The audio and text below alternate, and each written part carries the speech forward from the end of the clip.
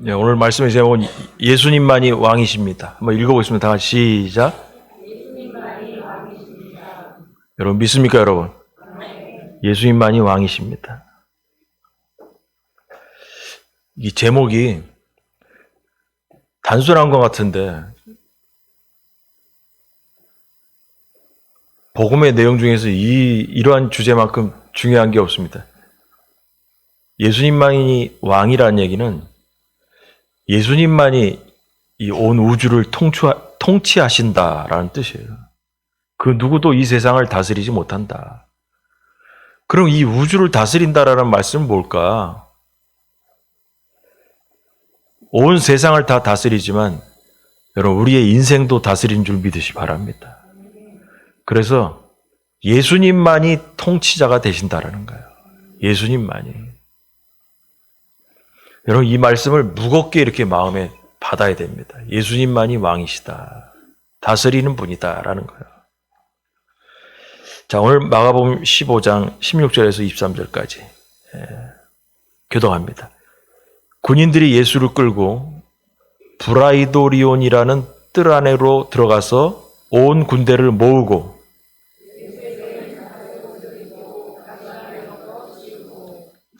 경례하여 이르되 유대인의 왕이여 평안할지어다 하고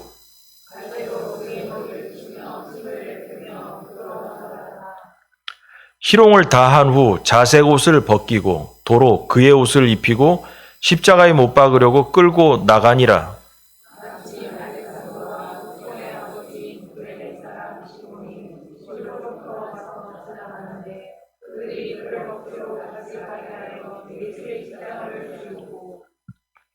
예수를 끌고 골고다라 하는 곳, 번역하면 해골의 곳에 이르러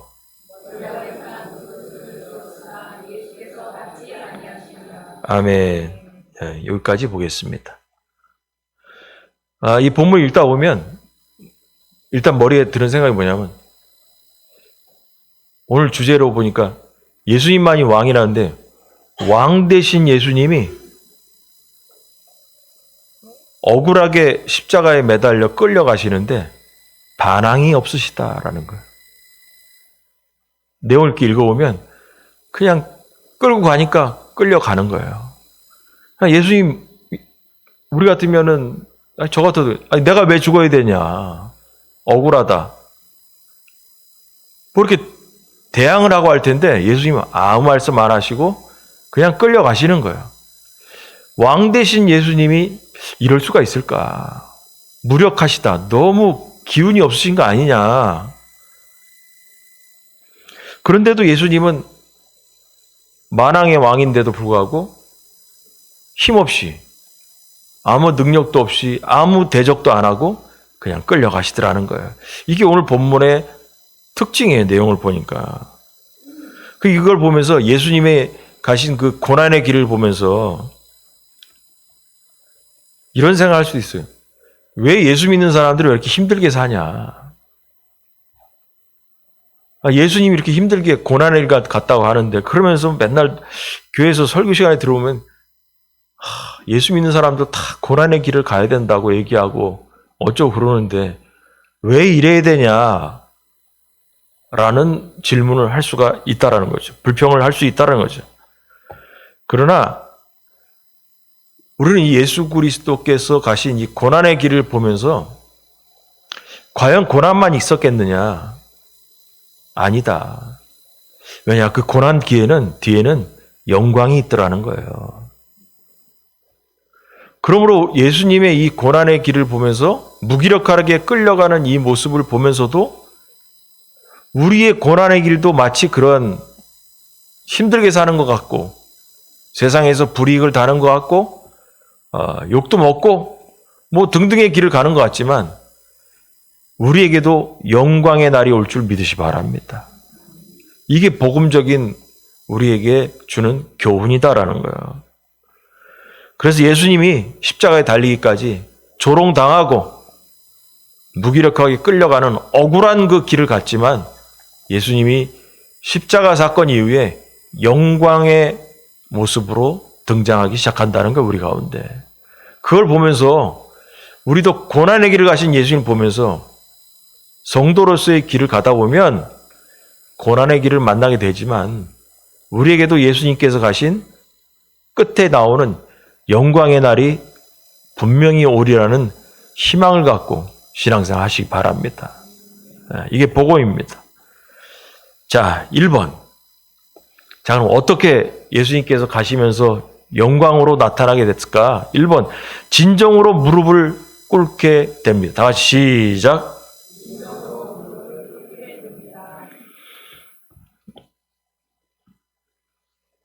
여러분, 예수님께서 군병들에 의해 가지고 여기 보니까 군인들이 예수를 끌고 브라이도리온, 말하기도 힘들어요. 브라이도리온이라는 뜰 안으로 들어가서 그랬는데 이게 뭔 소리인가? 그래서 여러 성경책을 비교해서 보니까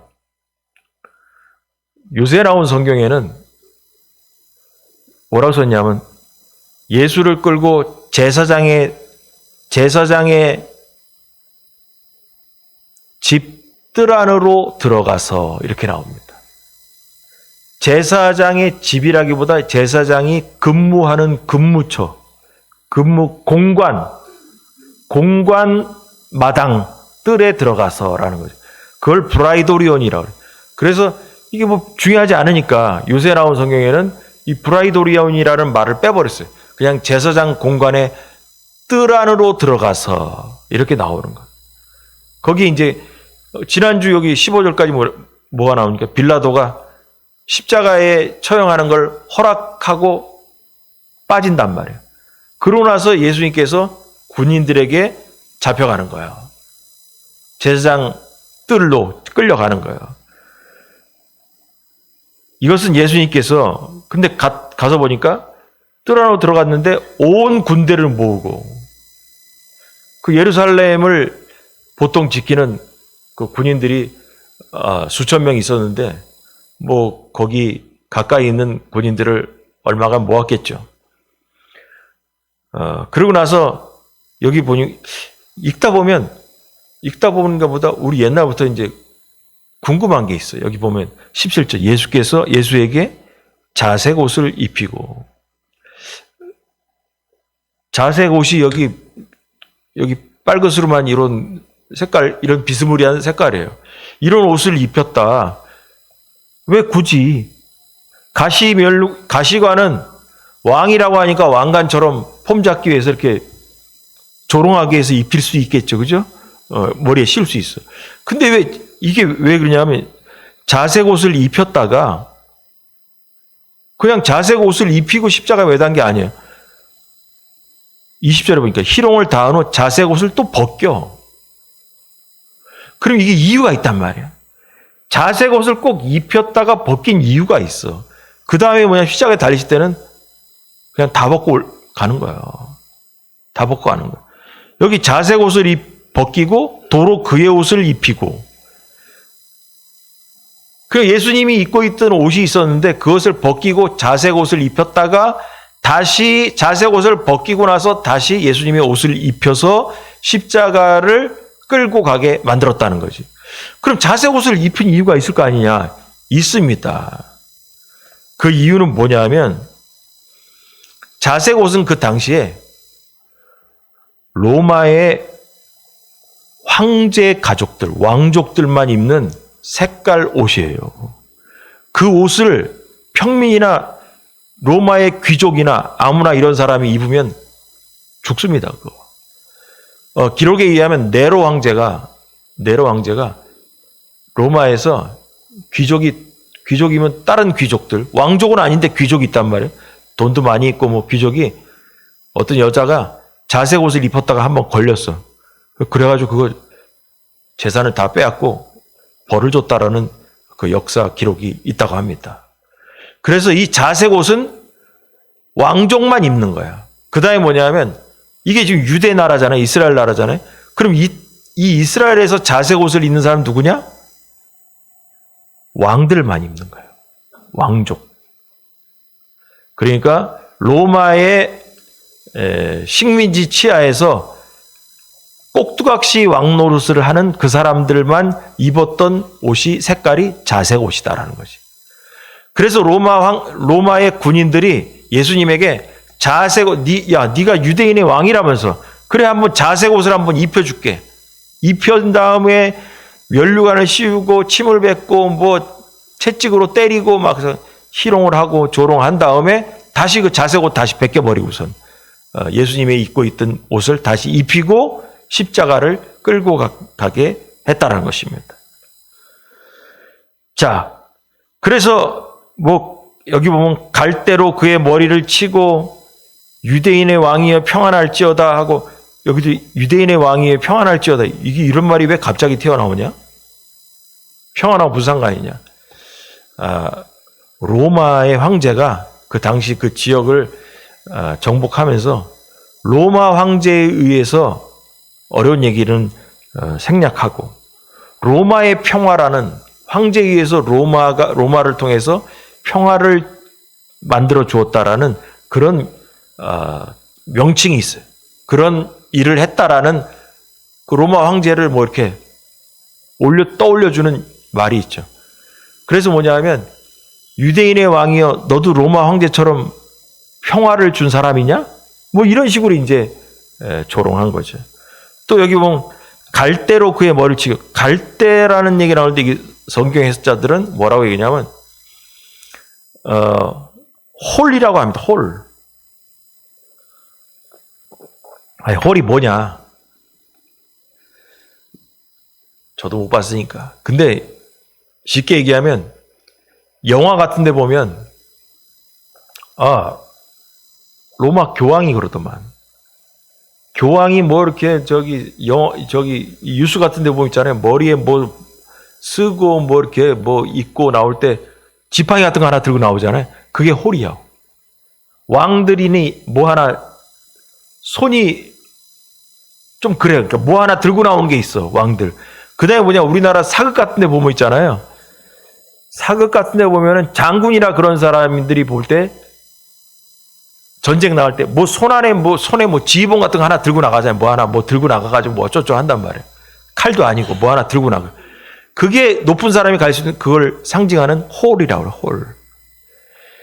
예수님에게 이 갈대로 그의 머리를 쳤다는 게 뭐냐면 예수님에게 유대인의 왕이니까 홀이라는 게 이 지휘봉 같은 게 있어야 돼.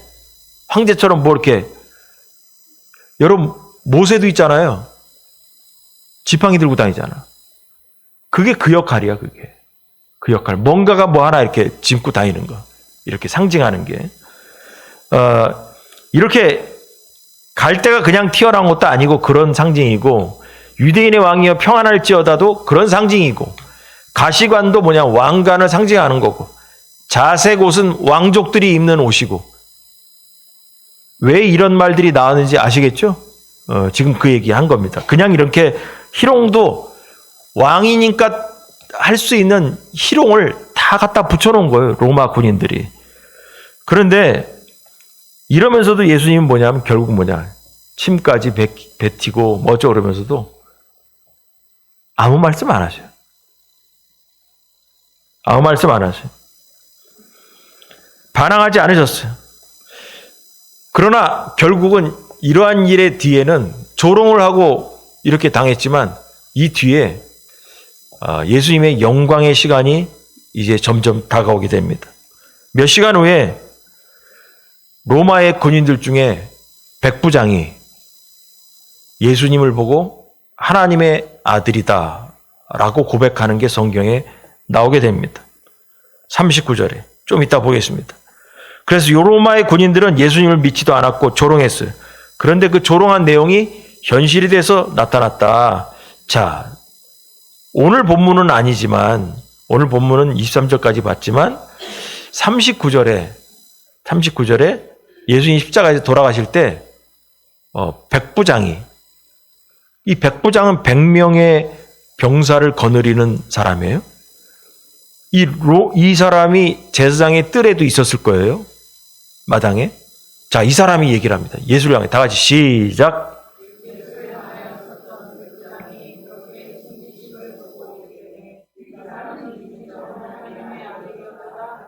예. 백부장이 군인 중에 백부장이 하나님의 아들이라고 고백합니다. 좀 전에 이 앞에서 보면은 예수님 앞에서 조롱하기 위해서 무릎도 꿇고 그러면서 군인들이 예수님 앞에서 무릎 꿇고 막 조롱했어요. 그런데 있잖아요. 몇 시간 후에 백부장은 하나님의 아들이었다. 이방인이 진정으로 고백하고 무릎을 꿇게 되는 일이 일어납니다. 진정으로 예수님께서 세상의 왕이라는 고백을 하게 됩니다. 자, 이게 바로 있잖아요. 첫 번째 나타나는 고난 뒤에 오는 진정한 영광이라는 거예요. 여러분, 우리 그리스도인들이 이 땅에 살면서 고난 속에서만 살라고 하나님께서 허락하지 않으셨습니다. 여러분, 우리에게도 영광의 날이 꼭 있는 줄 믿으시 바랍니다. 예수님께서 무기력하신 것이 아니라 예수님은 그렇게 십자가의 길을 가도록 계획되었습니다. 우리 그리스도인들이 세상에서 활개치고 다니면서 할 말 다 하고 내 주장 다 하고 사는 것이 우리의 삶이 아니라 그렇게 짜여져 있습니다. 자, 시편 22편 16절 한번 읽어볼까요? 예수님에 대한 예언이 여기 있습니다. 다 같이 시작.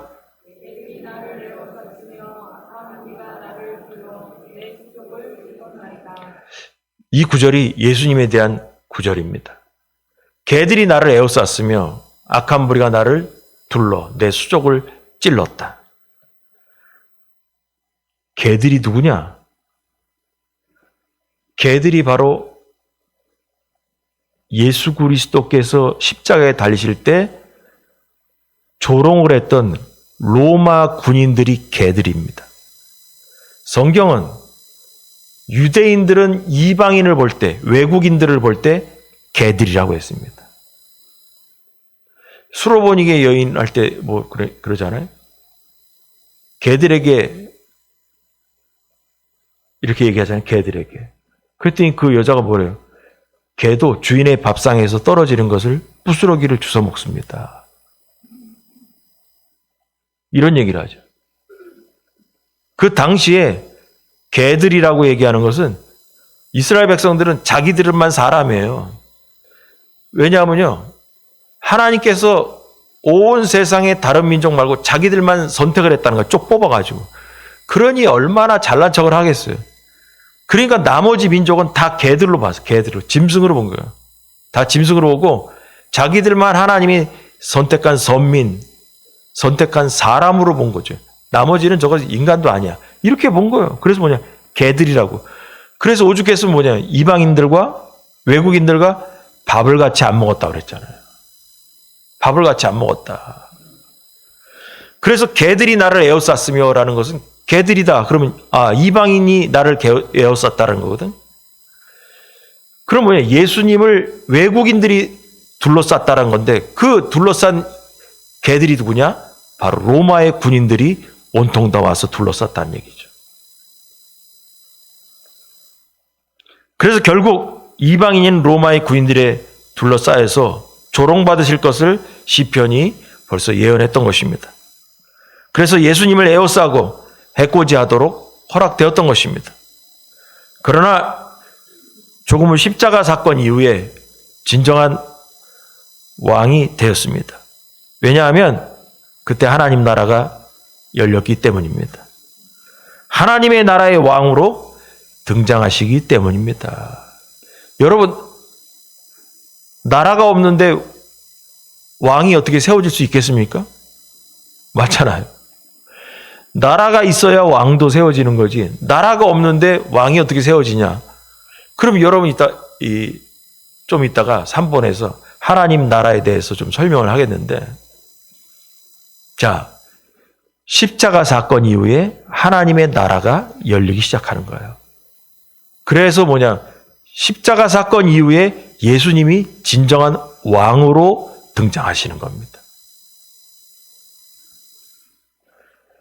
자, 그래서 우리는 예수님의 고난 끝에 영광이 있다라는 희망을 갖고 살아야 된다라는 게 첫 번째 말씀을 전하는 요지입니다. 2번, 십자가를 누가 질 것인가? 한번 읽어보겠습니다. 시작. 이게 뭔 소리냐? 여러분 본문 읽다 보면은 얘기가 하나가 나와요. 뭐냐면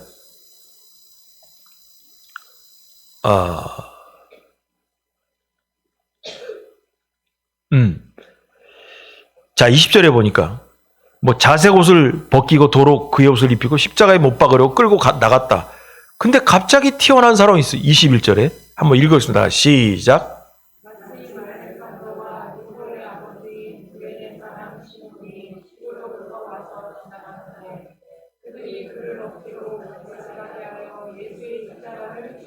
예.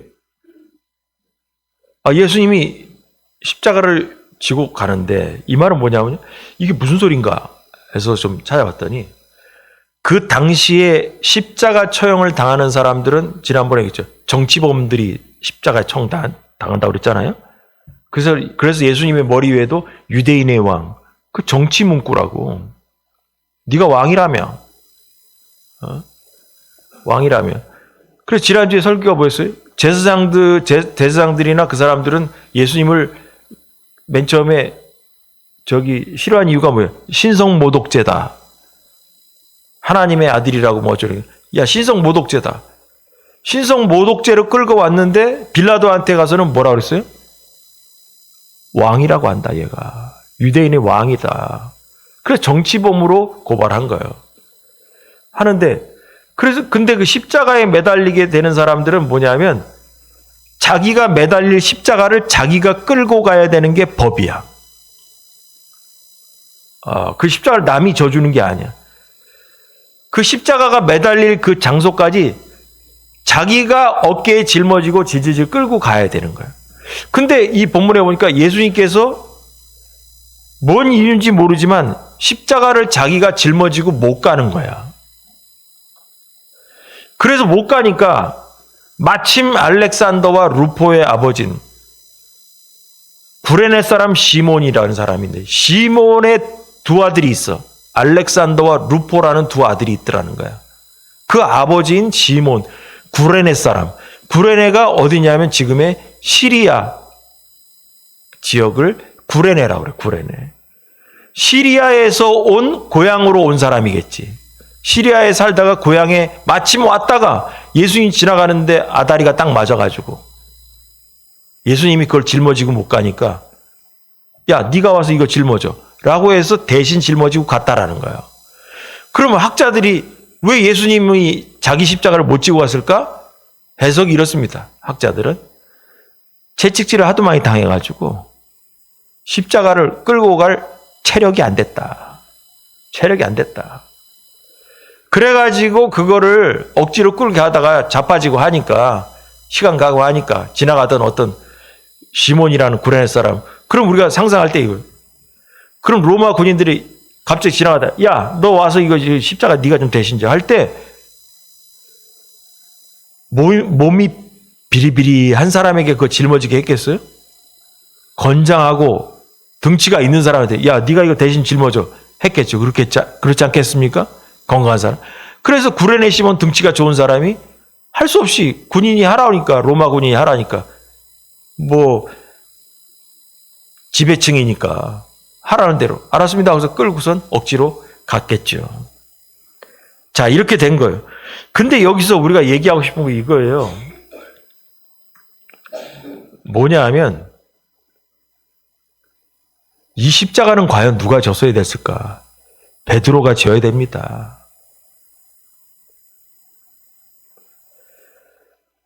근데 베드로가 없네요.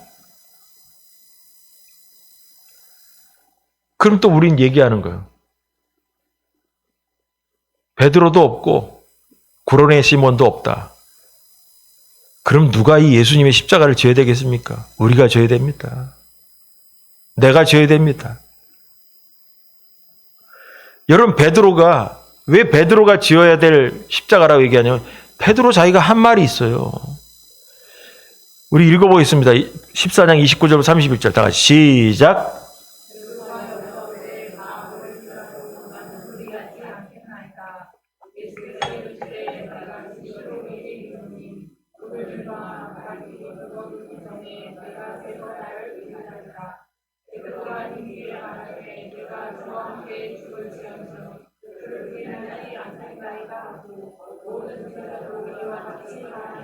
예.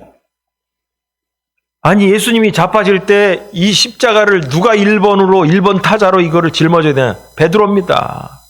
그리고 그 다음에 뭐냐? 모든 제자도 이와 같이 말하니라. 모든 제자도 하나도 없어져 버렸습니다. 말은 떠들었는데 정작 그 상황에 없었던 거예요. 그런데 있잖아요. 여러분, 베드로의 이름이 시몬이잖아. 근데 대신 짊어진 사람도 구레네 시몬이네. 여러분, 여기 본문에는 마침 알렉산더와 루포의 아버지 구레네 시몬이래. 마침이라는 말은 뭐냐면 하나님께서 미리 준비하신 이 말이에요. 여러분, 이게 뭐 우연히 이렇게 엮이지 않아요.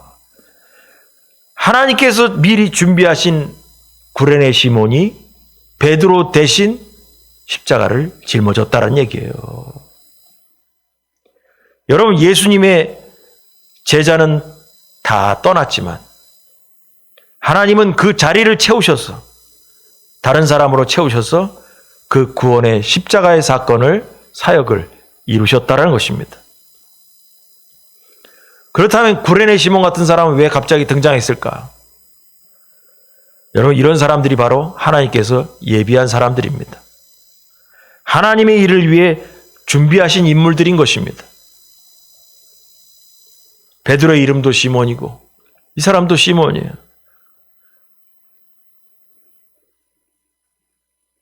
우연이 아닙니다. 여러분, 당연히 하나님께서 계획하신 필연인 것입니다. 그러나 왜 구레네 시몬을 그날 택했는지 그 이유는 우리가 모릅니다.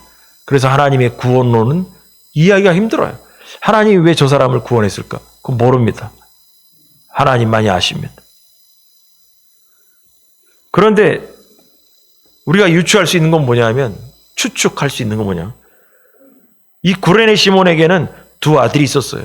알렉산더와 루포라는 두 아들이 있었는데, 루포라는 아들이 성경에 뒤에 나오네? 루포라는 이름이? 자, 로마서 16장 13절 다 같이 시작.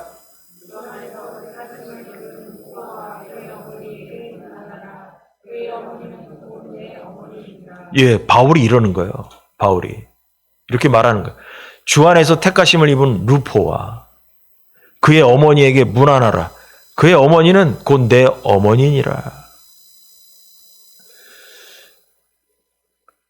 학자들이, 이 성경 학자들이 이 부분을 갖고 이런저런 얘기가 많습니다. 그러니까 뭐냐 하면, 구레네 시몬이 이날 십자가를 짊어진 다음에 예수 그리스도를 영접했다라는 거지. 여러분, 우리 생각해 보세요.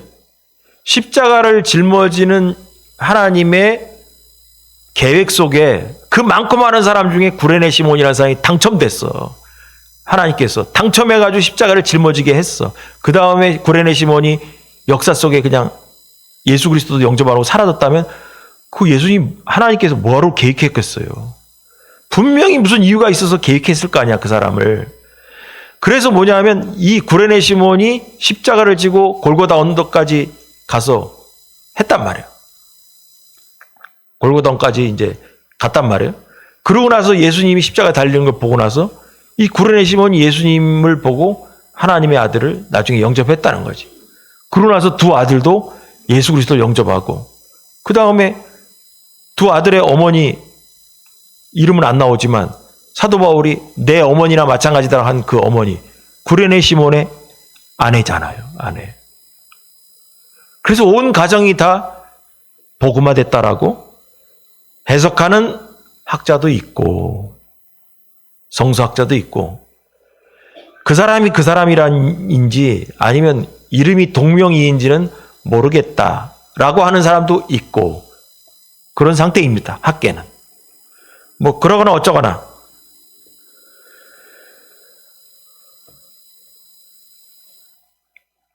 어쨌거나 이 사람들이 이름이 등장한 걸로 봐서 또 마가가 이 마가복음을 쓸 때 알렉산더와 루포의 아버지 구레네 시몬이라고 쓴 걸 보니까 마가는 구레네 시몬의 두 아들까지 이름을 알고 있다는 거지.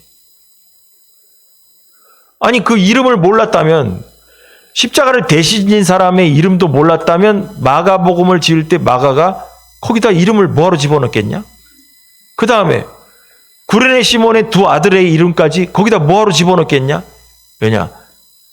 그래서 이 나중에 예수 믿고 구원받았다라고 얘기하는 학자들의 입장에선 지금까지 얘기한 걸 보면서 마가가 이렇게 그 집안의 두 아들의 이름과 십자가를 진 사람의 이름까지 성경에 이렇게 지은 걸, 서술한 거 볼 때 그 이후에 분명히 마가와 이 사람들이 알고 있는 관계였다라고 주장하는 학자들의 의견도 있는 것입니다. 아무튼 구레네 시몬은 구레네 시리아 지역에 살다가 고향 땅에 왔다가 마침 당첨돼서 예수님의 구원 사역을 이루는데 일조했다라는 것입니다. 그래서 나중에 초대교회 사역자로 쓰임을 받지 않았나 이렇게 상상할 수 있습니다. 자, 그러면 있잖아요. 여러분, 이걸 보면서 우리는 얘기할 수 있는 게 뭐냐? 뭐 베드로가 짊어지든 구레네 시몬이 짊어지든 우리는 무슨 설교라고 은혜를 받아야 되냐?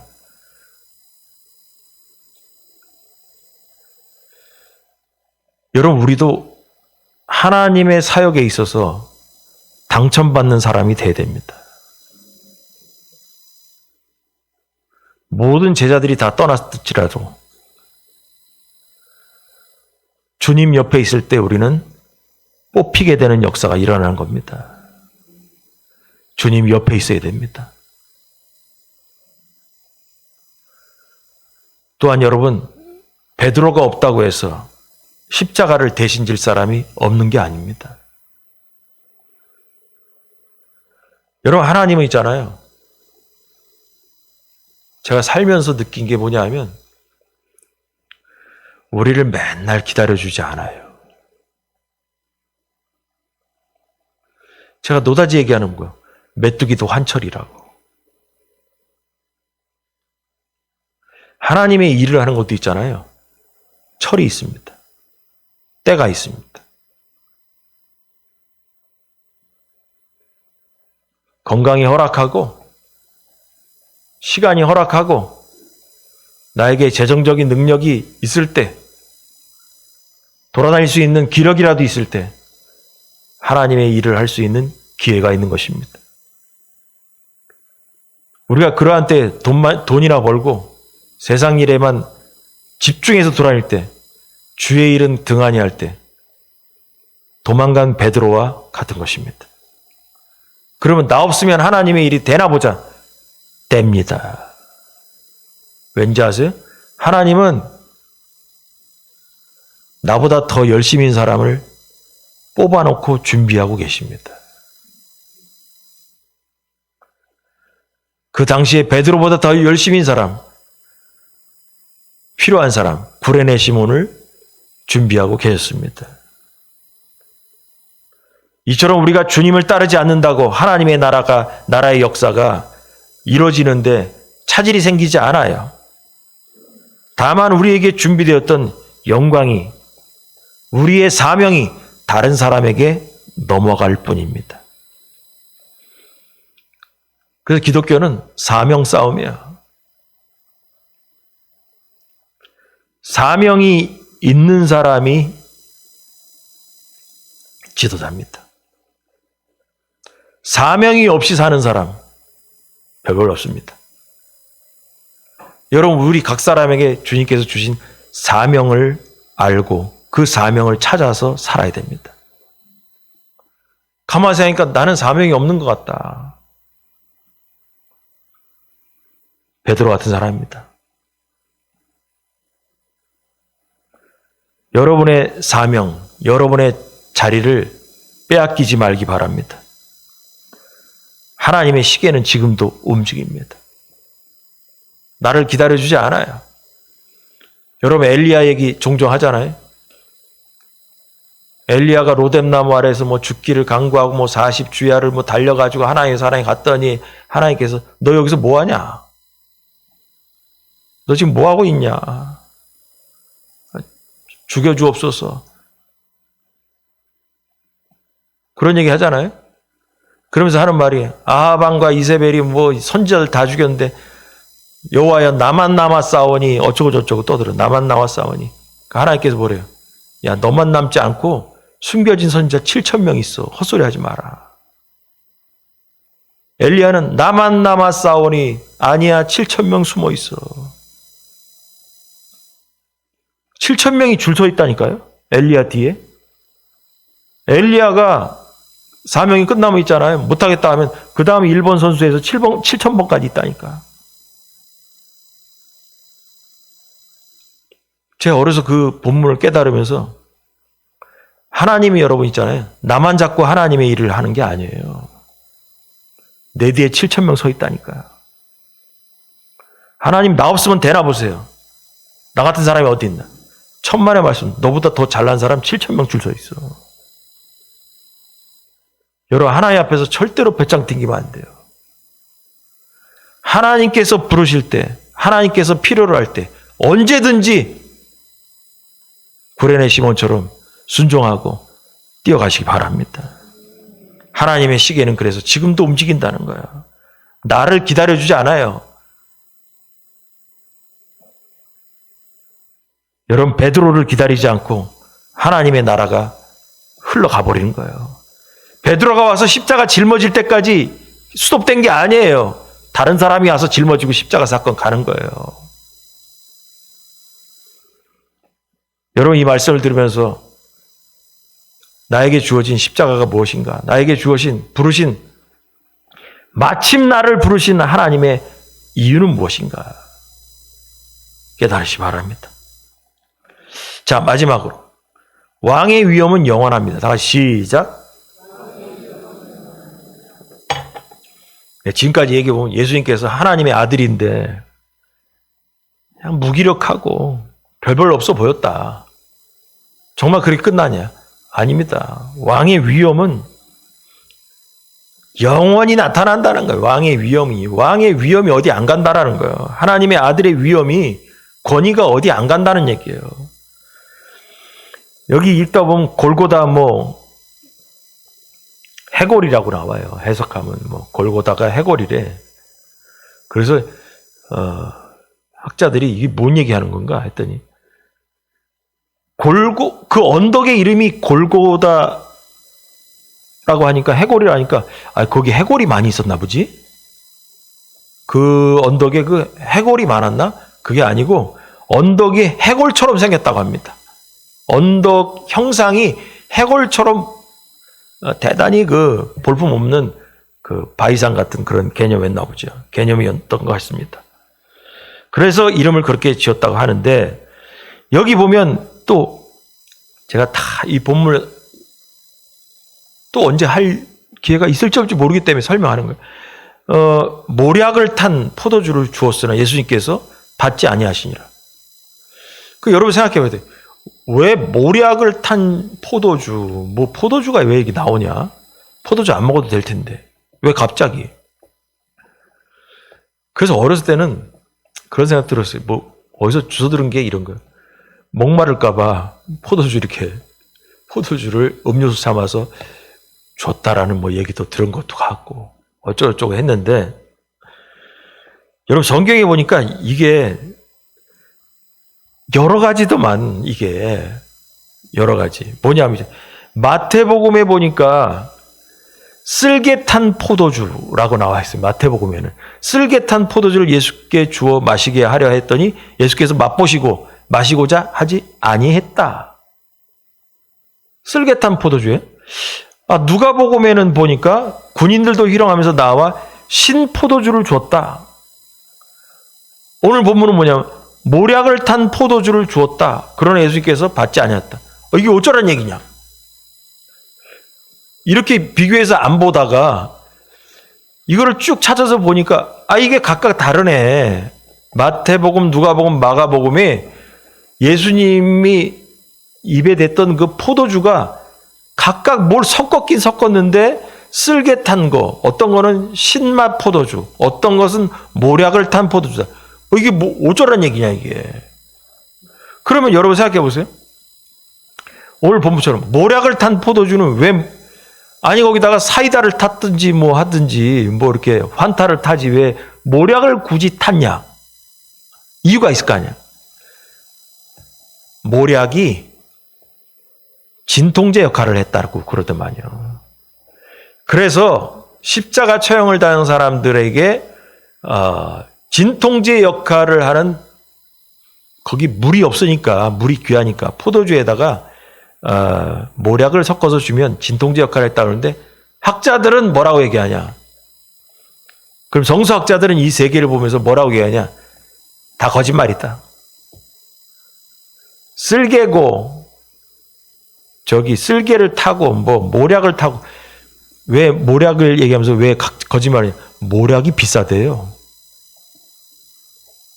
왜냐하면 예수님 탄생할 때 모략을 선물로 갖고 왔잖아요. 동방 박사들이. 그 싸구려고 별볼 없으면 그거 뭐하러 갖고 와? 비싸다라는 거예요. 그러면은 학자들의 결론은 뭔지 아세요? 가장 돈 안 들고 제일 간편한 게 신포도주, 싸구려 포도주, 별 맛도 없는 그 신포도주, 그거 갖다가 예수님한테 드리는 폼을 잡았을 것이다 라고 해석을 합니다. 그래서 모략이고 쓸개 타고 뭐 다 쓸데없는 얘기고, 학자들 얘기는 무슨 지금 죽어가는 예수님한테 희롱까지 한 사람들이 진통제 같은 비싼 모략든 그걸 준비해서 줄 리가 없다라는 거지. 없다라는 거지. 그냥 신포도주 싸구려 먹고 그냥 죽어. 이거지. 무슨 거기다 무슨 자기들이 뭘 신경을 써가지고 뭘 섞어서 갖다 주고. 학자들은 안 믿어요. 그래서 결론은 신포도주로 학자들은 결론을 대다수가 내리고 있다라는 것입니다. 자, 그러나 예수님 받아 마시지 않았어요. 진통제 역할을 할 수도 있겠고 뭐 어쩌고 할 수도 있겠죠. 근데 예수님 뭐냐 하면 결론은 뭐냐? 마시지 않았다는 거예요. 근데 여러분, 예수님께서 죽어가시면서 고통을 잊기 위해서 포도주 한 잔이라도 먹고 뭐 가야겠다 라고 하면 있잖아요. 뭔가 있잖아요. 하나님의 아들로서 폼이 안 나는 거 있죠. 폼이 안 나. 제 언어로 얘기하는 거. 뭐 하나님의 아들이면 좀 십자가에서 돌아갈 때도 폼나게 가셔야 되잖아. 폼나게, 위험 있게. 근데 십자가에 달리시면서 힘드니까 포도주나 한 잔 먹고 이거라도 먹고 가야지. 뭔가 폼이 안 난단 말이에요. 하나님의 아들이. 근데 이게 폼나기 위해서 십자가를 먹냐 안 먹냐, 아니 이 포도주를 먹냐 안 먹냐, 그건 제 생각이고, 예수님께서 포도주를 안 먹으신 이유가 있어요. 자, 마가복음 14장 24절 25절 다 같이 시작.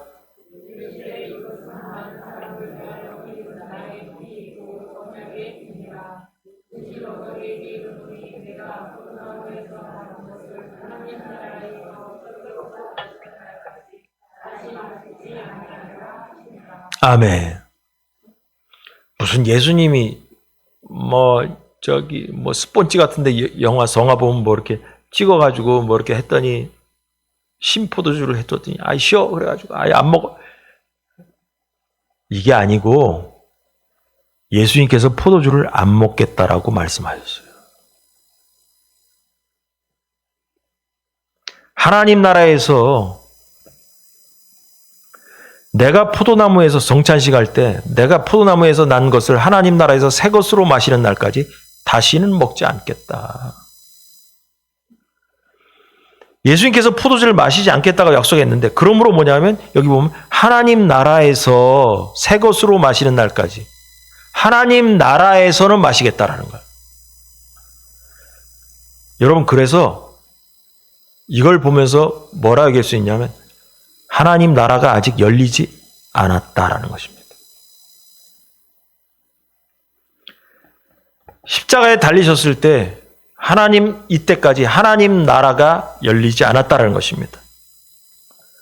여러분, 하나님 나라는 예수님께서 십자가에서 돌아가시고 부활하신 다음부터 하나님 나라가 시작되는 겁니다. 새로운 세계가 열리는 겁니다.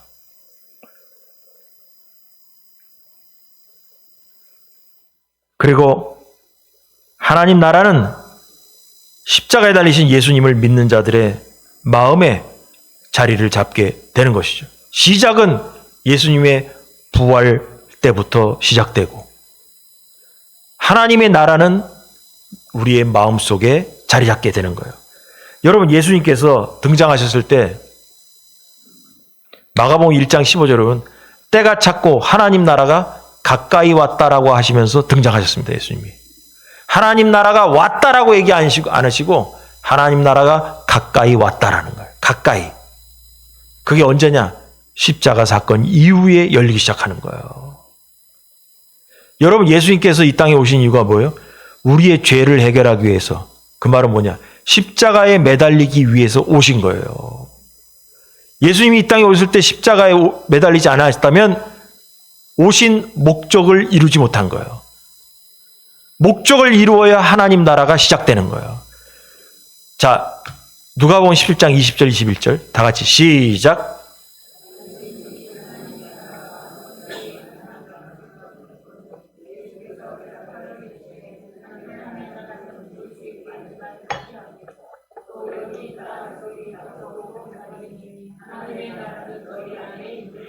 아멘.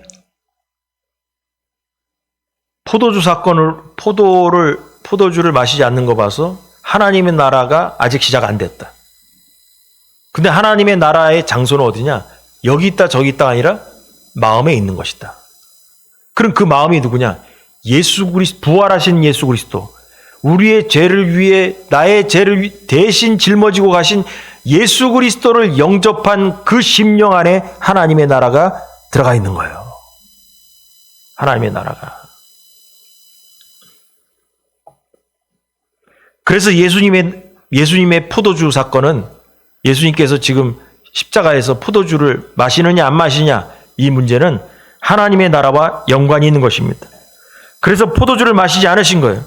하나님의 아들이라서 폼날려고 로마 군인이 주는 것을 마시지 않은 게 아니에요. 하나님의 나라가 시작되지 않았기 때문에. 그래서 안 드신 것입니다.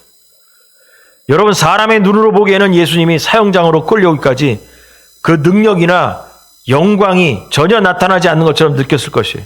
그러나 십자가 사건 이후에 하나님의 아들이라는 영광이 나타나는 것입니다. 예수님께서 나의 죄를 위해서 돌아가셨을 때 그때부터 하나님의 새로운 나라가 시작되는 것입니다. 그 십자가 사건 이후에 하나님의 아들이라는 영광이 나타나는 것입니다.